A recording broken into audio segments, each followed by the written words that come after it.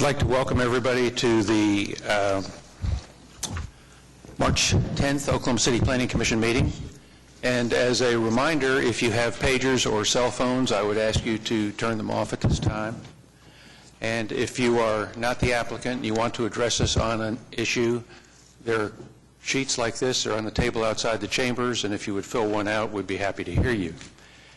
And our first order of business today is a resolution for Terry Banker, who served on the Planning Commission and served the city well for many, many years.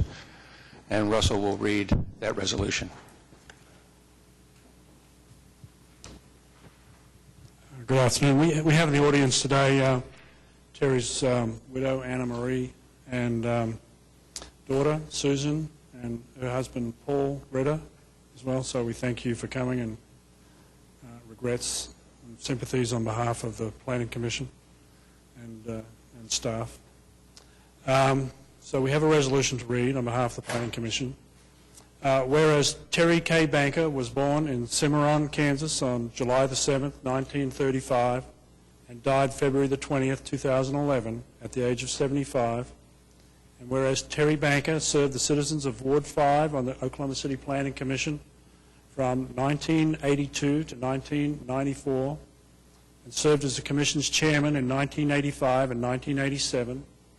And whereas Terry Banker served as chairman of the Planning Commission's Environment Enhancement Committee, which led to the adoption of improved landscaping regulations and the Putting Down Roots campaign, a 3-year program to plant 25,000 new trees on private property.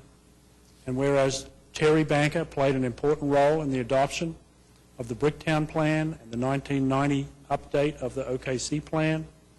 Whereas Terry Banker served as a member of the Oklahoma City Board of Adjustment from 1985 to 1991 and served 2 3-year terms as the board's chairman. And whereas Terry Banker was proud to be a 52-year resident of Oklahoma City and proud to be a community leader, most notably as president of the South Oklahoma City Chamber of Commerce.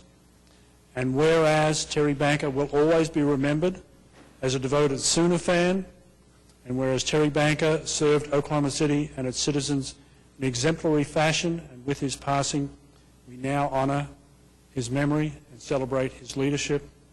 And whereas Terry is survived by his wife, Anna Marie, sons Brian of Dallas and Timothy and wife, Cindy of Chandler, daughters Susan Ritter and her husband Paul of Tecumseh, and Stephanie Stevenson of Dallas, brother Philip of Las Vegas, 5 grandchildren, several brothers and sisters-in-law, nieces, nephews, other relatives, and friends.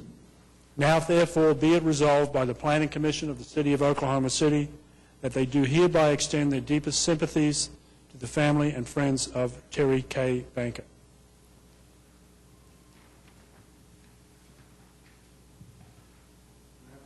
Resolution to present, and on behalf of the Planning Commission. Do you want to say? Terry is watching us, I know, and he's very honored, and I'm honored too, just to be here. Thank you so much.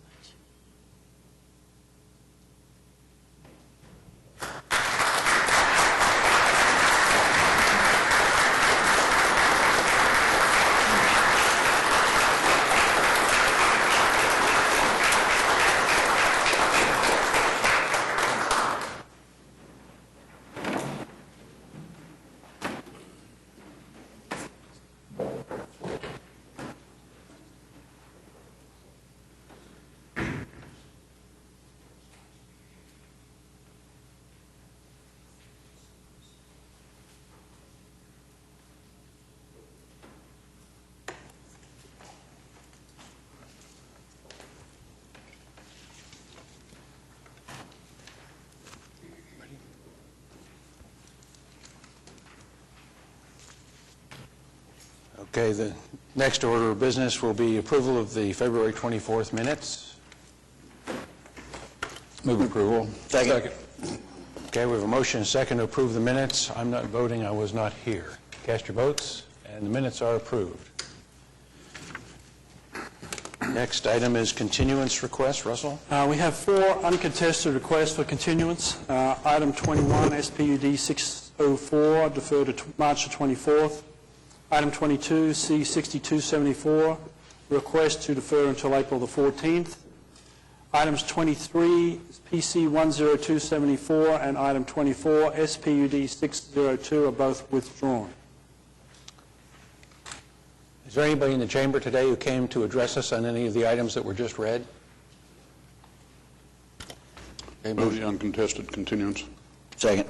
Okay, we have a motion to approve the uncontested continuances. Cast your votes, and those are approved.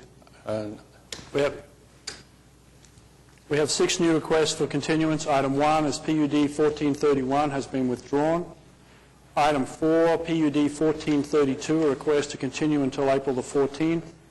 Item 7, C-6267, request to continue until March the 24th.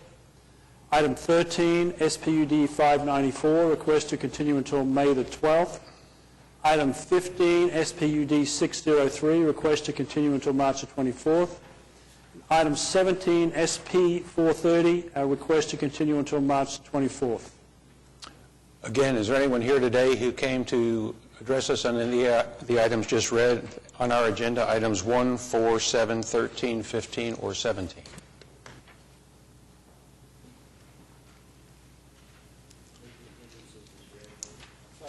Okay, we have a motion and a second to approve the continuances. Cast your votes, and those are approved. Are there any additional continuance requests from anyone in the audience? Okay.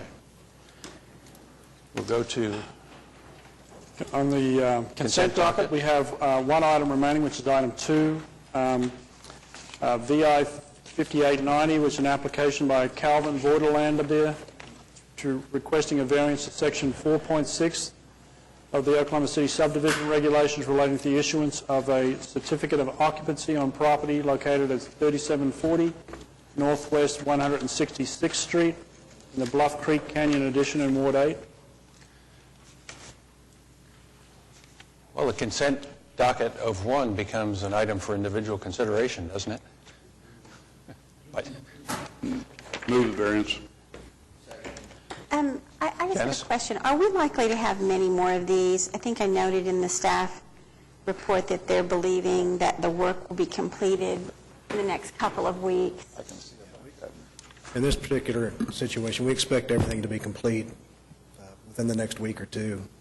So, and we don't have any other permits pending out there. Okay, we have a motion and a second. Cast your votes, and the variance is approved. On items requiring separate vote, item 3 is PC 10275, an application by Stone Mill Development to rezone 4000 Northeast 122nd Street from PUD 718 to the R1 Single Family District in Ward 7. Good afternoon. Tim Johnson with Johnson Associates representing the applicant. As many of you know, this was part of an original overall PUD for the Stone Mill Edition, which has successfully built and developed 3 sections of large lot and large homes. This portion of the original PUD was originally prescribed to be very small lots. And so in lieu of building small lots and with the ability to extend both public sewer and public water in this location, we've come back to ask for the straight R1 zoning case. And the preliminary plat for this will be on your next meeting. Okay, Commissioners, no one signed up? I move approval. Second. We have a motion and a second to approve item 3. Cast your votes, and it is approved. Thank you. Item 4 has been continued until April the 14th. Item 5 is C-6268, a revised preliminary plat of Stone Ridge Farms, Ward 8. Good afternoon. I'm Kendall Dillon with Craft & Toll, representing the applicant. And this basically is a revised preliminary plat in order to work with the Corps of Engineers to work around some areas that they've classified as wetlands and waters of the U.S. Overall, it's a reduction in lots and additional common area and preservation areas. So agreement with all the TEs, and be happy to answer any questions you have. Kendall, talk to me about TE2. I assume you're good with extending that collector as long as the Corps permits it? Is that? That is correct. What we've done is we've been working with the Corps of Engineers in terms of trying to get a plan that they are in support of. And currently, the two locations that you see the crossing in regards to that drain on the west are the locations that they prefer. However, I'm in agreement with staff in terms that we would like for 140th Street to cross, but I just want to leave the caveat in there that if the Corps of Engineers just will not let me do that, that once again, that I'm not stalled out. So, but yes, we're in agreement with that TE as it's written. And you're in agreement with all the other TEs? Yes. Okay. No one has signed up, Commissioners. Questions or discussion? Move approval. Well, I have a question about the TE you're talking about. The Planning Commission may wish to consider requiring the extension of the Collector Street. I wouldn't want to have on the record that we're requiring it. I like what Kendall's saying. Whatever the Corps of Engineers allows, that would be my preference, because I don't think you need to build a road across the wetlands. Well, the TE says unless expressly prohibited by the Corps. So, I mean, that's the concluding line of the TE, so it's already addressed. That we're requiring it? No, it says we may. That's good. No, That's The language does. clarification. That's all it The is. language does what you're asking. Okay, good. Okay. So we have a motion. Hey, James. Do we have a second? We have a motion and a second to approve item 5. Cast your votes. And that's approved. Item 6 is C-6269, which is a revised final plat of Stone Ridge Farm, Section 3.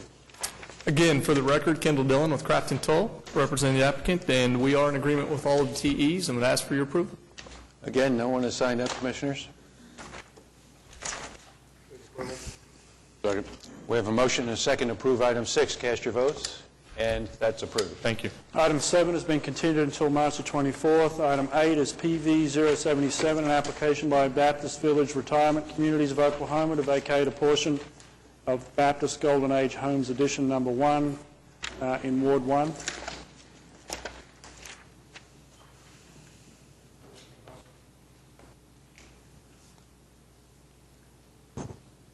Okay, I'm Kenyon Morgan and representing the Baptist Village Communities. If anybody has any questions on it, I'd be glad to answer them. Second. Good. We have a motion and a second to approve item 8. Cast your votes. And it's approved. Thank you, Ken. Thank you. Item 9 is ABC 734, an application by Louis Nichols Hills for an ABC 2 overlaying C3 Community Commercial at 7300 Northwestern Avenue. You look good. Ward 2. Stayed home. Yeah, good. Might as well tell you we have no one signed up on any of the cases, so I'll stop making that statement. Sir. Dave Zimmer with Housesmith Restaurant Group, representing the applicant. Any questions on this, Commissioner? No. Janice? No? I'll move approval. Second. A motion and a second to approve item 9. Cast your votes. And it's approved. Thank you. Is it Item 10 is PV 075, an application by Manal Hotels to vacate a portion of waterline easements platted in Lot 3, Block 1, Champion Estates, Ward 3. Your name, sir? for the- James P. Kelly, representing the applicant. Okay. And you've already closed an easement on this? Yeah, we're in the, yes, and so now we're going to move to vacate, and we're doing the north 60 feet of the waterline easement in order to relocate our hotel on top of the easement area, and the easement goes no further, so it serves no other party. Okay. Commissioners, questions or? Move approval. Second. Okay. We have a motion and a second to approve item 10. Cast your votes. And you're approved. Thank you. Thank you. Item 11 is C6271, a revised final plat of Settlers Ridge, Section 2, Ward 3. Kendall Dillon with Crafton Toll, representing the applicant. We are in agreement with all staff TEs, and if you'll notice on TE number 3, we are requesting a variance, and we do have a boulevard entrance. Northwest 3rd Street there is a boulevard that meets your code, and it comes in all the way to a looped intersection. We also, coming out of Settlers Ridge South, have an emergency access that will connect the subdivision on the south all the way down to Reno to what you see as Old Home Place, or actually Land Run Lane. So by those two criteria, we actually meet your code. However, the one problem that we've got is that Northwest 3rd Street extends beyond 300 feet to that first intersection. Therefore, that's the purpose of the variance. This was a variance that was required with Section 1 and granted as well. I visited with Fred Calhoun a few days ago, and he's fine with it as well. So we'd ask for that variance and your approval. Okay. Commissioners? Need a motion on the variance? I'll move the variance. Second. Okay, we have a motion and a second to approve the variance, TE3. Cast your votes. And that's approved. Move the application. Second. And a motion and a second to approve item 11. Cast your votes. And that's Thank you. approved. Thank you. Item 12 is C-6272, a final plat of Brookstone Lakes Phase 2 in Ward 3. Lindsay Settle with Craft and Toll representing the applicant. We've read through the staff report and are in agreement with all of the TEs. Commissioners? I don't have an objection to the application, but I have a question. That this preliminary plat was approved June 2007, and in the interim, we've adopted new subdivision regulations. So a preliminary plat grandfathers in whatever the regulations were at the time. Yes. Even though here comes the final plat. They can't build on a preliminary plat, but the final plat now comes in, and it seems like the final plat should be the determiner of what regulations apply. And I think this is a question for legal counsel. Sorry. Well, I still think because it's a preliminary plat and you're authorizing them to do what they can, I guess, sway from the preliminary plat, then I think the preliminary plat would still control. But if regulations at that okay, time. here's kind of a sub-answer. But if the preliminary plat came in, and we've seen this before, they come with a final plat, but the final plat follows closely the preliminary plat, would your opinion still be the same? I'd have to actually just see, what the facts were. So it's a fact-driven issue. Maybe? Maybe. Okay, all right. I don't know if I answered that, but I was curious.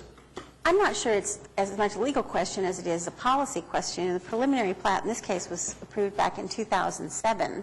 That's quite a bit of time to have gone by between the original approval and it seems to me that there are all sorts of changes that have come into place since then. And I think it's only fair that they, apply the current standards, personally. I think, Janice, that's why I raised the question, because we've seen preliminary plats. Well, in fact, we've had preliminary plats be reapproved. Some done 10 years ago that, that's going to expire, and we've extended on. So in the interim, whatever we've done, subdivision regulations-wise, they're not going to apply? It doesn't seem... I can research that for you. Would you Yeah, please? because I'll need to look at it. It just looked, I think you've raised a good question, but I don't think we change something on the fly either and just sort of... No. Say, That's what I said. I'm going to, not that I oppose this application, but I'd like to know the answer to that because it's going to come up. We know it is. Oh, I agree. I think it's a good question, but I think it's not for today. Commissioners? Second. Okay, we have a motion second to approve item 12. Cast your votes. Thank you. Item 13 is continued until May the 12th. Item 14, PUD 1434, an application by Commercial Permits Express to rezone 9700 South Sunny Lane from AA Agricultural to PUD 1434, Ward 4. Good afternoon, Commissioners. Dean Dyes with Commercial Permits Express. We do agree with the TE there on the non-accessory signs, so we'd ask for your approval. Any protesters? No one signed up for any of the cases, Jim. Move to approve the application. I have some questions about this application. I don't really quite understand what it is that we are gaining by doing an SPD if platting won't be required, if we don't know how many buildings there are going to be, if we don't, if it's not any more specific than this. I would, for instance, like to know how many buildings there are going to be, what height, and so on. I'd like to know something a little bit more about what's going to be built out here.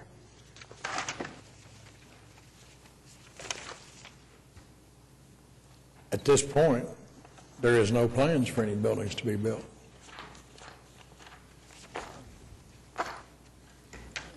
Well, I'd like to add to what Janice is saying, is that like on the lighting, just whatever lighting I-1 requires, and there may be lighting, light pollutants going to the neighbors to the east. So there's nothing in there that the lighting should go down. The other one I objected to is the communications antenna. I see no reason in the world that that should be part of this application. If you're going to be doing whatever you're going to be doing with a business, you don't need to authorize a 100-foot tower. Well, you've got a Tower has to come 100-foot. back, right? No, but I just think it should be And the tower have to taken come out back of the to us permissible use. For approval? No. No. Also, I think Janice raises a good point. I mean, if there's not a plan, it's zoned AA, it backs up to residential. Right. It's an interior site. we're not requiring any screening, basically. We've put in here that there would be a 100-foot buffer. Yeah, you've got a 100-foot buffer back there for lighting and so on and so forth. So, you're separating it by 100 feet. Plus, you're still going to have to fence it.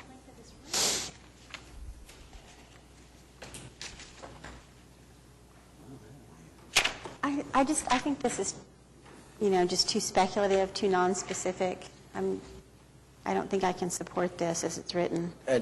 Jimmy, do you know what's to the west there? I mean, in Ward 4? I'm sorry? Is this your ward? Yes, it is. Do you know what's back to the west in the I-2 there?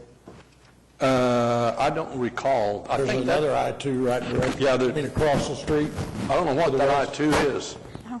I can't remember what that is. Excuse me. Is what? I just know it's an I-2. It's a commercial contractor. I think it's a pipe yard, but I'm not sure of that. Yeah, he's a contractor of some Yeah. type, steel contractor, I believe. I'm not at all familiar with the area. I just wondered what it's trending. It would be my question, the reason why I was asking that, because it looks like, at least as far as Sunny Lane is concerned, that there's a significant number from the limited diagram that we have. Going back to the north there, it looks like the predominant uses in the areas surrounding. In other words, if I was looking at this map, I would suggest that the logical progression for the development would be to infill this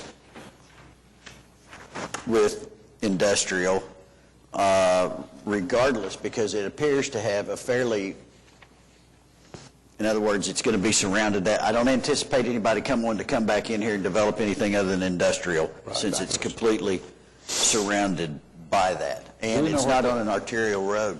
Is that zoned AA? It's not on the map. That dog leg to the north, is that? I think it is. Isn't that right, JJ? Do you recall? That's AA, isn't it?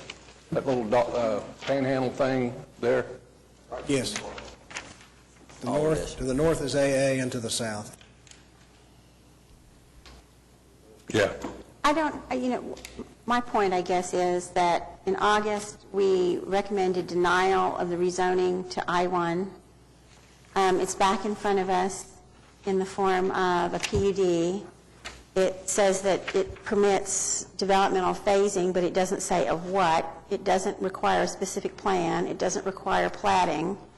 It doesn't specify anything about how many number of buildings are going to be, or even, what's going to be done with the property. I think it's way too vague. This thing was denied, like you say, about 3 months ago, 4 months ago. It went to the council. The council's Councilman White asked for it to be changed to a planned unit development, asked for the buffer. Yes. And asked for it to be resubmitted. Yes. And even at the other meeting, there's no specific plans for the use of this, the way I understand it. Is that correct? There's 3 empty buildings there now. Right. That they're planning on using. Now, whether they build any additional, there's not a plan at this time. And that's the reason why he asked for the 100-foot buffer. I think it does state that the lighting regulations, though, that we will go by code on that, so. Yeah, it does. The uses are relatively restricted. In other words, one thing that is significantly different versus the I-2 application is there's only 10 uses permitted in the whole of the PUD. In other words, that are fairly, as I look at them, well-behaved for that area, I guess, would be the better way, a thing I would suggest. Mr. Chairman, can we revisit the surrounding zoning? Our staff report indicates that the area to the north is I-2 warehouse and outside storage. And I think JJ just said it was AA.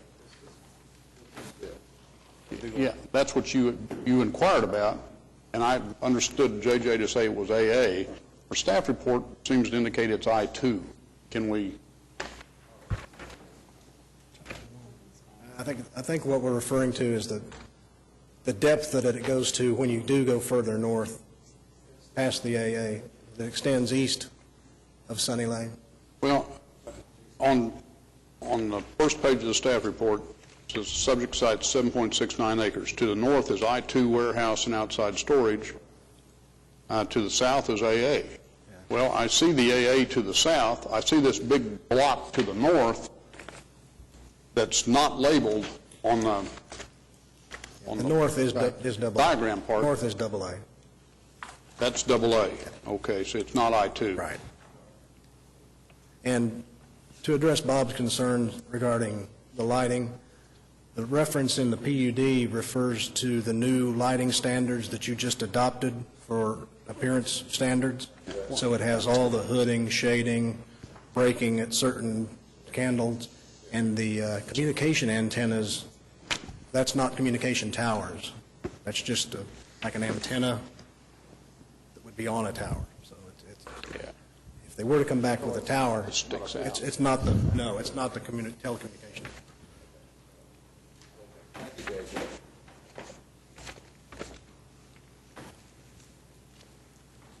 Other discussion? Well, looking at these uses, I can't find a use in here that doesn't look appropriate. They are limited. I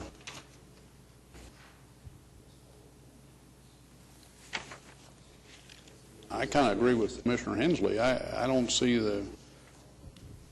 a big problem here with the buffer.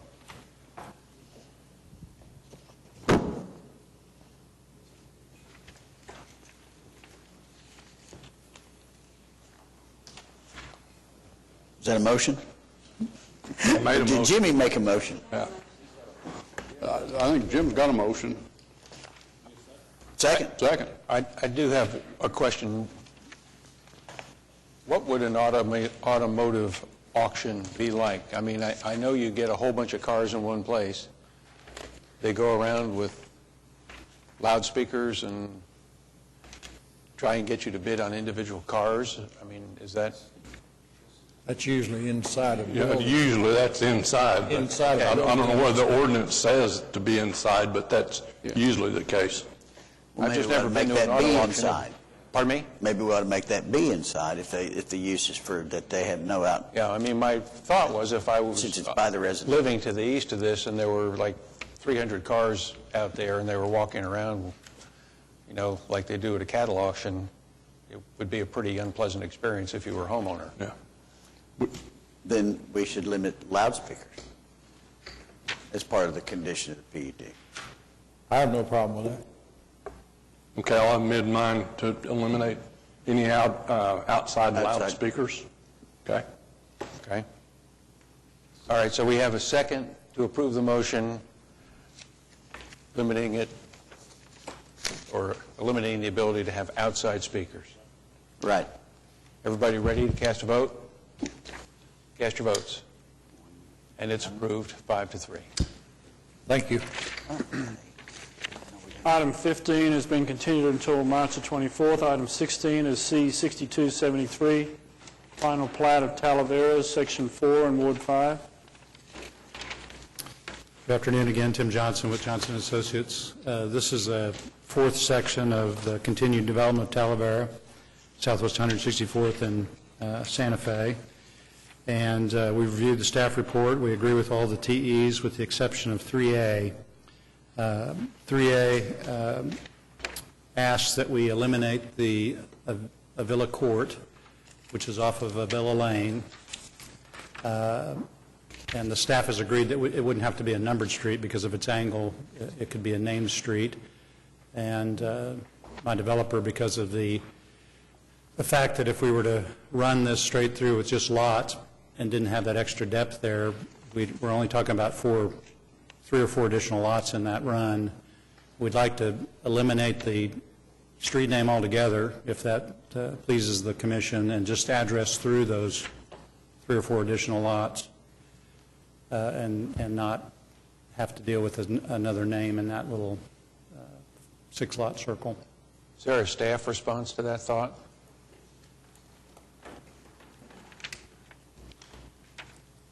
We would just prefer to have a name that is dissimilar from the street that it comes off of.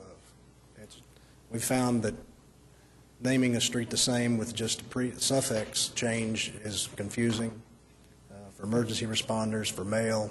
And that's why we've asked that you pick a name that's dissimilar from the main street. So if you had the same name, that would not solve your problem? It's better, but when you do that, you're trying to keep addresses consistent from one to the other across the street, and you get to the cul-de-sac, and then you've fallen behind when you come back out of the cul-de-sac is the only reason.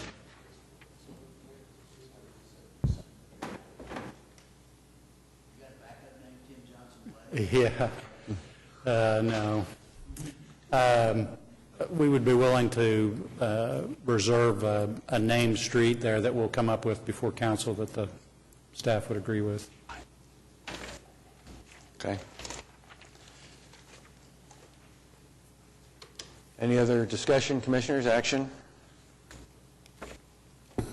Sounds like we're going forward with TE3 intact, as I Not understand your requiring a comment. numbered street. Amending A to be a named street, Right. just not a Villa Court. Right. So moved. Okay, I have a motion, second, to approve item 16 as conditioning item 3A. Cast your votes, and you're approved. Thanks.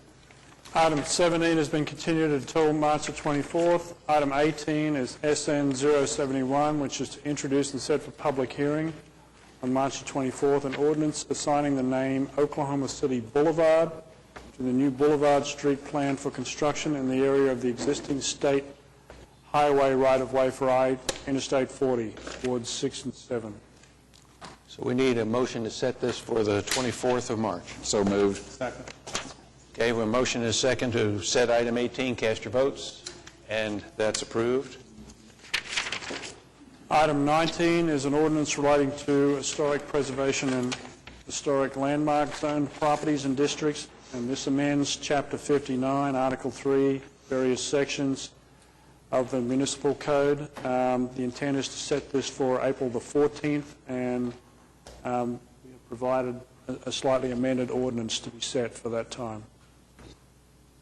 Move to set April 14th. Second. Okay, we have a motion and a second to set item 19 for April 24th for a public hearing. Cast your votes, and that's approved. Did I say 24th or 14th? 14th. Is that what I said? 14th is what we were told. All right. That's what I said. Okay. Planning Commission committees. Wait, don't we have one more? Item 20? Oh, Yeah, one more to set. Yeah. Oh, I missed that. Yeah. I apparently missed it because I didn't get it in my packet, so sorry about that.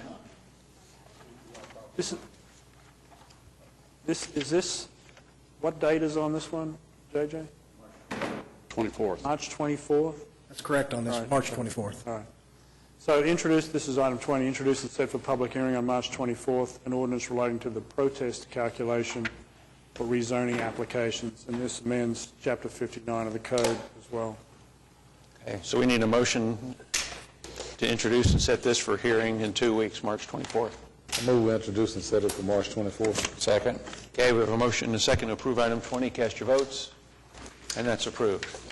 Now we're to Planning Commission committees. Planning Commission members. We do have a scheduled joint council Planning Commission workshop May 3rd, which is a Tuesday. So mark your calendars. It would be probably at 8:30 in the morning. May 3rd. Location is yet to be determined.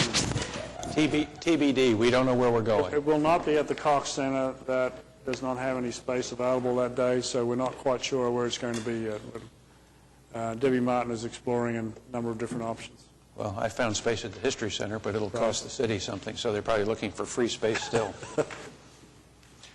Planning commissioners, any other? Planning department? I don't have anything. Good. Oh, just kidding. Development Services, JJ, Municipal Counselor? No citizens? I do have one thing. I asked JJ, and I don't know where you've had time to do that or not, JJ. I-40 and Post Road, did you check to make sure that we've got the appropriate easements and so on and so forth to put a clover leaf at that point? We do? I will. Okay. Okay, motion to adjourn? We're adjourned.